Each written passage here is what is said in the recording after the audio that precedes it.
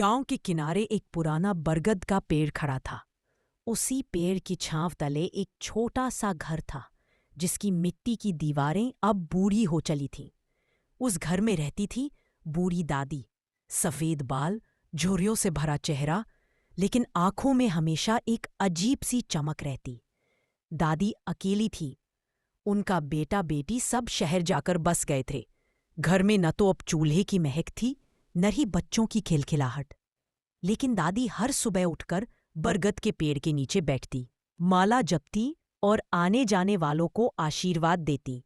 इसी गांव में एक नन्ही बच्ची रहती थी, अनासिया।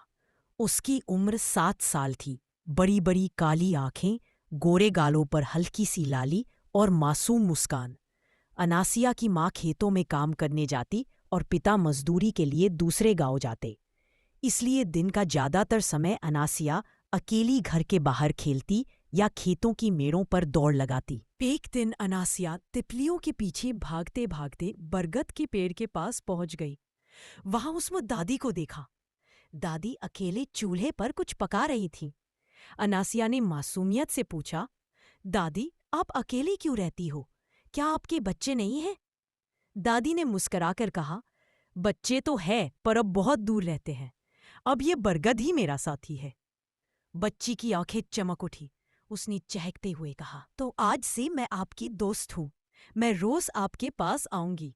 दादी का दिल पिघल गया। बरसों बाद किसी बच्चे ने उन्हें इतना अपनापन दिया था। उस दिन के बाद अनासिया रोज स्कूल से लौटते ही दादी के घर आ जाती। कभी दादी उसे गुड़ चावल खिलाती, तो कभी पुराने किस्से सुनाती। दादी की कहानियों में राजा रानी होते, जादुई पक्षी होते, उड़ने वाले घोड़े होते। अनासिया उन कहानियों में खो जाती। कई बार तो उसे लगता कि वो भी किसी जादुई दुनिया का हिस्सा है। धीरे धीरे दादी और अनासिया की दोस्ती गहरी हो गई। बरगद के नीचे उनकी हंसी गूंजती। गांव के लोग अक्सर कहते, ये तो दादी की नातिन जैसी हो गई है। एक दिन दादी ने अनासिया से कहा, क्या तुम जानती हो इस बरगद के पेड़ में जादू है? अनासिया ने चौंक कर पूछा, जादू? सच में? दादी ने सिर हिलाया। हाँ, लेकिन ये जादू सिर्फ उन्हें दिखता है जिनका दिल साफ हो। अगर कोई बच्चा सचमुच मासूम और नेक दिल हो, तो यह पेड़ उसे अनोखी दुनिया दिखा सकता है। अनासिया की जिज्ञासा बढ़ गई। वह रोज पेड़ को ध्यान से देखने लगी।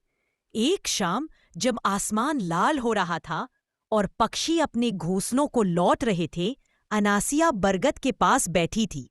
अचानक पेड़ की जड़ें चमकने लगी। उसे ऐसा लगा जैसे पेड़ के तने पर एक दरवाजा उभर आया हो। वह दौड़कर दादी के पास गई। दादी, दादी, दरवाजा निकला है पेड़ पर। दादी मुस्कुराई। तो तुमने देख लिया?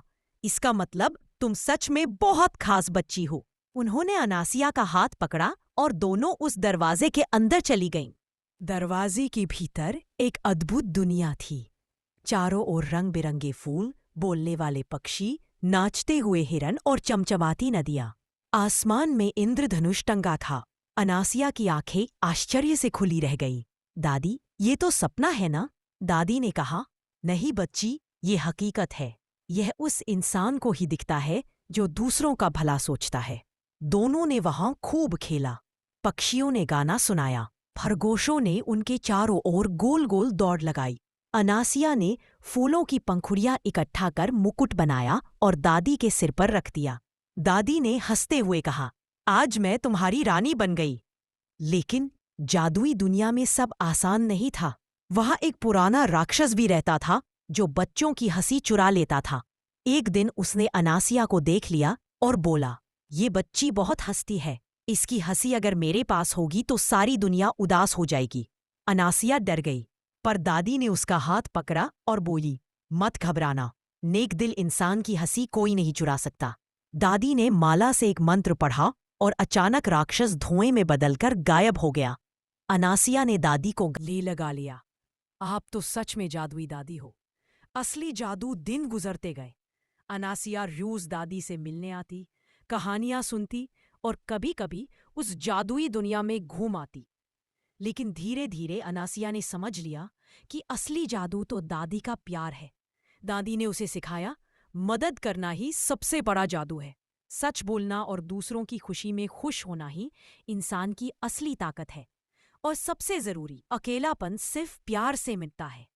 गांव में बदलाव दादी और अनासिया की दोस्ती की चर्चा पूरे गांव में होने लगी। गांव के दूसरे बच्चे भी दादी के पास आने लगे। अब बरगद के नीचे रोज बच्चों की टोली बैठती। दादी उन्हें कहानी सुनाती और साथ साथ जीवन की सीख भी देती। धीरे धीरे वह जगह पूरे गांव के लिए मिलन स्थान बन गई। अब दादी अकेली नहीं थी और अनासिया, वह सबकी प्यारी बच्ची बन गई जो सबको हंसाती और मदद करती। अंतिम दृश्य सालों बाद जब अनासिया बड़ी हुई तो उसने दादी से कहा, दादी आपने मुझे सबसे अनमोल तोहफा दिया, प्यार और सच्चाई का। दादी ने मुस्कराकर कहा, और तुमने मुझे सबसे बड़ा तोहफा दिया, अपनी मासूम दोस्ती का। बरगद का पेड़ हवा में झूम उठा, जैसे वह भी उनकी दोस्ती का आशीर्वाद दे रहा हो। कहानी की सीख, असली जादू दिल की भलाई और मासूमियत में है। प्यार और दोस्ती उम्र से परे होते हैं। अकेलापन तभी मिटता है जब हम दूसरों को अपनाते हैं।